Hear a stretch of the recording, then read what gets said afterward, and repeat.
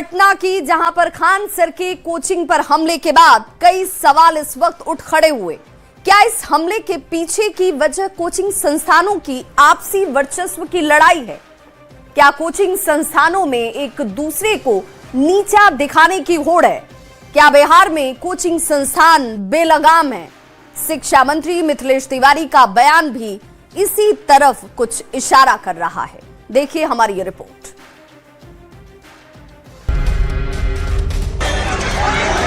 दे दिया गया है, चिन्हित कर लिया गया, गार्ड भी पहचान गया वहाँ पे बगल की कोचिंग का।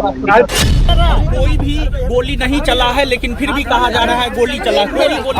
जिस प्रकार से प्रतिस्पर्धा है आपस में और एक दूसरे को नीचा दिखाने की कोशिश है।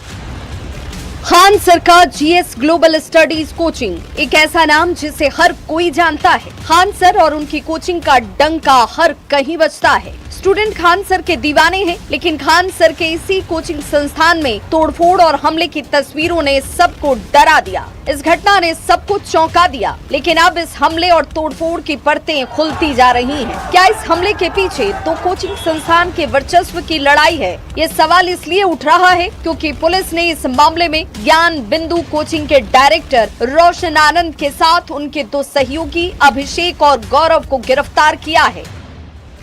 तो शिक्षा मंत्री मिथिलेश तिवारी भी इसी की तरफ इशारा कर रहे हैं। शिक्षा मंत्री का कहना है कि कोचिंग संचालकों में आपसी प्रतिस्पर्धा है, एक दूसरे को नीचा दिखाने की होड़ है और ऐसे में इस पूरे मामले की जांच कराई जाएगी। जो दोषी होंगे उन पर सख्त कार्रवाई होगी। राज्य सरकार जल्द ही कोचिंग संस्थानों के लिए नई नीति और मॉडल कोड ऑफ कंडक्ट लागू करने जा रही है।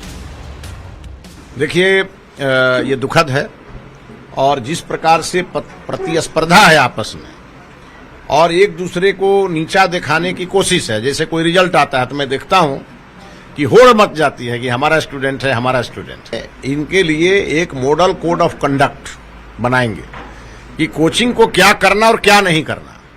कोचिंग संस्थान को, मुझे ये पता है कि कई शिक्षक हैं जो स्कूल में समय देते नहीं है और आके कोचिंग चला रहे हैं। सब इन सबको इस दायरे में लाएंगे।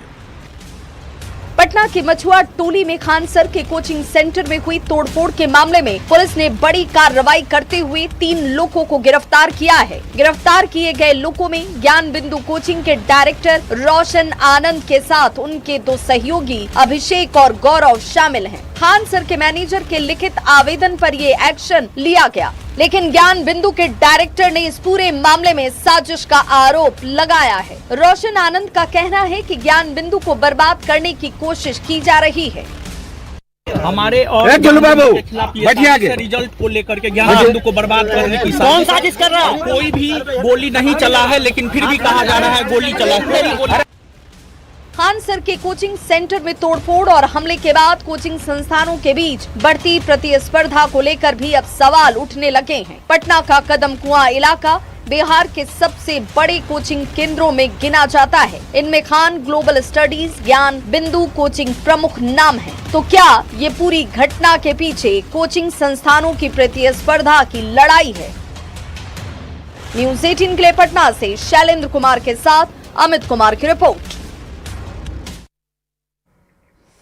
और ऐसे में ये समझना जरूरी है कि कोचिंग संस्थानों में वर्चस्व की लड़ाई क्या चल रही है, और इसीलिए इस वर्चस्व की लड़ाई को समझिए।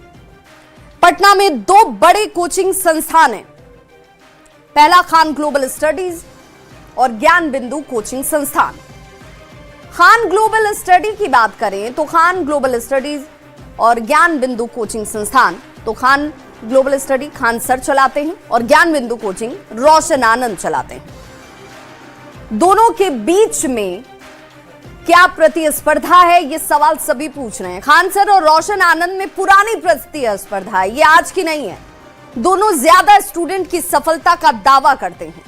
27 मई को बिहार पुलिस सिपाही बहाली का नतीजा आया।